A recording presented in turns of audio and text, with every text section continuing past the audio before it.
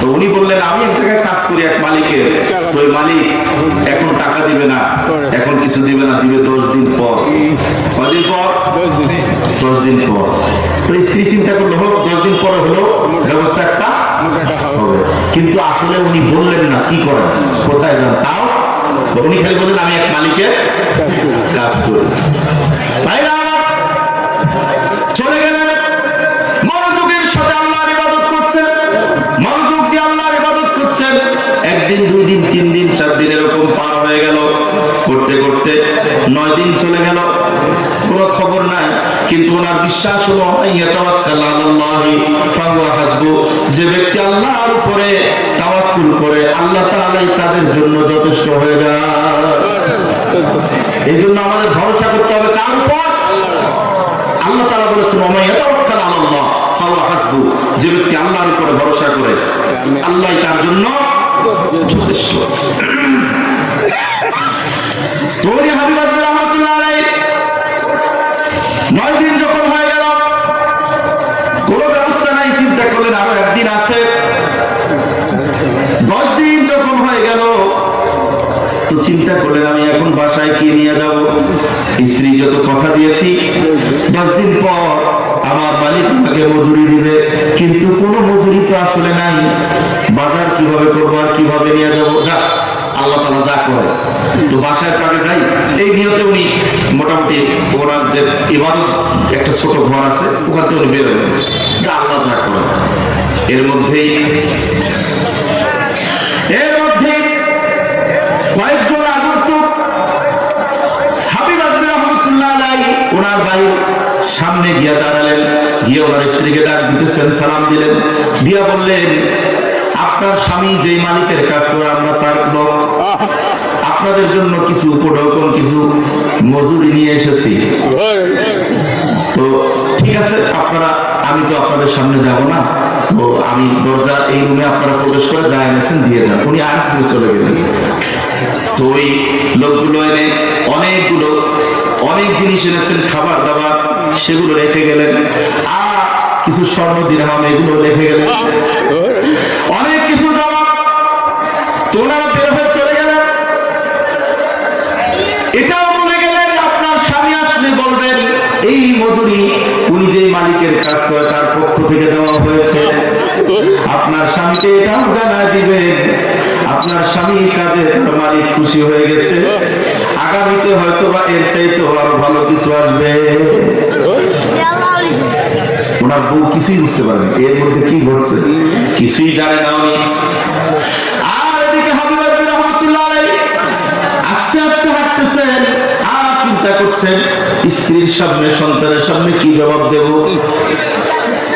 আমার হাতে তো কোনো বাজার নাই, গেলেই তো বলবে 10 দিন হয়ে গেল, বাজার কোথায়। উনি আস্তে আস্তে আসতেছেন, এদিকে স্ত্রী ওগুলা বের করে সব কিছু সুন্দর করে রান্না করার কমপ্লিট, উনি রান্না করাও শুরু করে দিয়েছে, রান্না চলতেছে। তো উনি যখন বাসার কাছে আসলেন, এসে বাড়ি থেকে দেখতেছেন সুন্দর সুঘ্রাণ। কি ব্যাপার, আমার বাড়িতে তো বাজার করলাম না, এই গ্রামের থেকে ভালো করে খেয়াল করে দেখেন না, আমার বাসা থেকেই তো, কি ব্যাপার। তো উনি ততক্ষণ পর্যন্ত উনিও কিছু জানেন, এগুলো সব করেছে কে? আল্লাহ। উনিও কিছু জানে না, উনিও না জানা।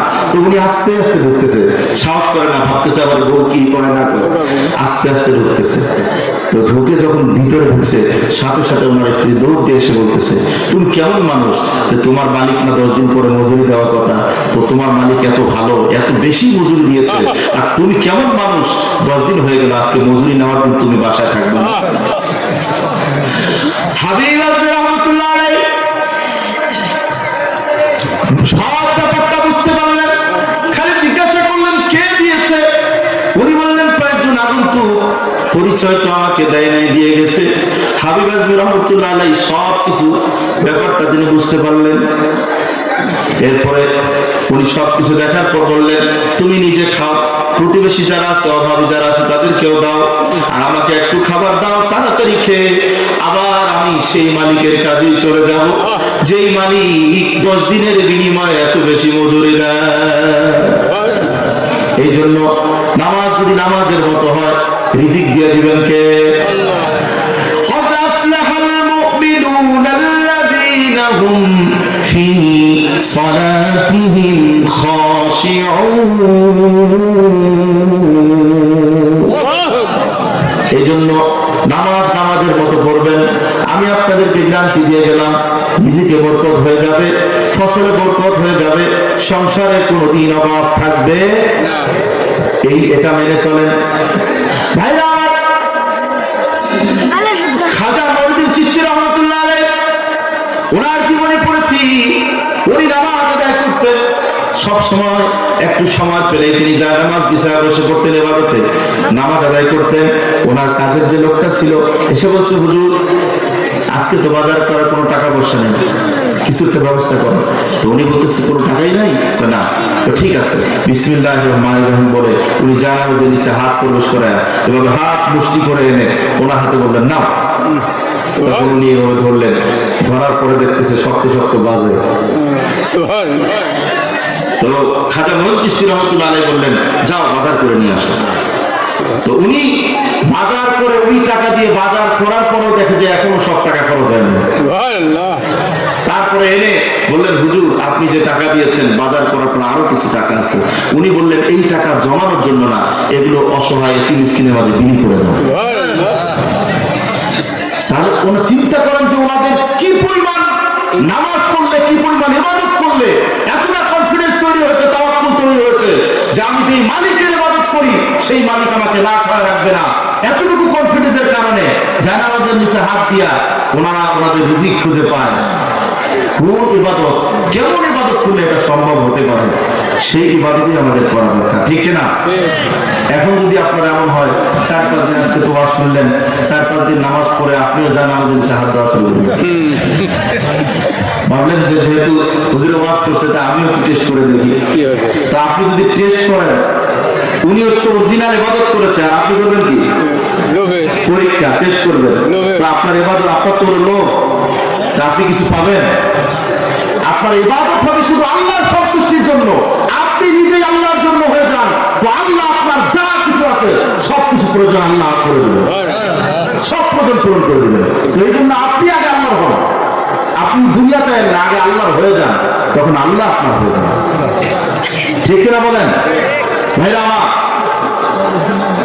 এরপরে গুণাগুণটা হচ্ছে আল্লাযীনা হুম আনিল লাগবি মুরিদুন, যারা মুমিন হবে তারা অনর্থক কোনো কাজ করবে, যেই কাজগুলোর কোনো মূল্য নাই, যেই কথার কোনো দাম নাই। কারণ অতিরিক্ত কথা বলবেন, মান সমাতা নাজা, হাদিসে আছে যে ব্যক্তি চুপ থাকে সে মুক্তি পাবে। অতিরিক্ত কথা বলবেন, ভুল হয়ে যাবে। অতিরিক্ত কথা বলতে বলতে এক সময় অহংকার এসে যাবে। অতিরিক্ত কথা বলবেন, মানুষের গীবত শুরু হয়ে যাবে, আছে না নাই? এগুলো করবেন না। যেই কথাগুলোর কোনো দাম নাই, বলার প্রয়োজন নেই, চুপ থাকে। যেই কাজগুলোর কোনো অর্থ নাই, সারাদিন গান শোনেন, কোনো সব আছে? আপনার বাবা মা রুহের মাকড়া ধরবে গান শুনলে। তো এই যে শুনলেন, এই যে সময়গুলো লস করলেন, এটাকে বলা হয় লাভজুন আরবিতে। অর্থাৎ এটা হচ্ছে অনর্থক কাজ, অনর্থক কথা, এগুলো বলা বা করা যাবে না। আমি এখন সংক্ষেপে টানছি। তৃতীয় নাম্বার গুণ হচ্ছে ওয়াল্লাযীনা হুম লিযাকাতি ফাঈলুন, আর যারা যাকাত ঠিকভাবে আদায় করে। কি করে? সম্পদের যাকাত আছে না নাই? এই যে আপনাদের ধান যে আপনারা চাষ করেন, যেই ধান আপনার সরাসরি আল্লাহর পক্ষ থেকে বৃষ্টির মাধ্যমে চাষাবাদ হয়, এই ফসলের 10 ভাগের 1 ভাগ আল্লাহ রাস্তায় দিয়ে দিতে হয়, এটা জানেন? দেন আপনারা? এটাকে বলা হয় ওষুধ। কি বলে? ওষুধ। যদি আপনাদের নিজেদের টাকায় পানি দিয়ে চাষ করেন তাহলে দিবেন 20 ভাগে 1 ভাগ নিশ্চয় ওষুধ। আর যদি আল্লাহর পানি দিয়ে চাষ হয় তাহলে দিবেন 10 ভাগে 1 ভাগ। এরপর আপনার যে জমানো টাকা পয়সা আছে, ব্যাংক ব্যালেন্স, স্বর্ণালঙ্কার, এগুলো যে আছে, এগুলো 2.5%। এটা হাদিসের পরিভাষা হলো 40 ভাগে 1 ভাগ। তো আমরা আমাদের সহজে বুঝে নেই 2.5%, 2.5 টাকা। 1000 কত আসবে? না না, কমাই দিলেন কে? 20 টাকা না, 25 টাকা। তো এইভাবে যদি 1 লাখ হয় তাহলে কত হবে? 2500 হবে। এটা যদি আপনার উদ্বৃত্ত টাকা এটা জমানো থাকে 1 বছর, হাওলানিল হাউল মানে হচ্ছে 1 বছর পূর্ণ হয়ে যায়, ক্যাশ জমা আছে, তো ওটার উপরে 2500 টাকা আপনাকে দিয়ে দিতে হবে। এটা কি ফরজ না সুন্নাত? এটা কি বলেন তো? এটা নামাজ আদায় করা কি? যাকাত আদায় করা কি? রমজান মাসে রোজা রাখা? তো নামাজ আদায় করাটা বুঝলেন, যাকাত দেওয়াটা বুঝলেন না, মানে এটা পকেটে হাত দিতে হবে, এই জন্য মুশকিল। মানে আপনাদের যেটা দিতে হবে আল্লাহর রাস্তায়, এখানে আর পকেটে হাত দেওয়া যাবে না।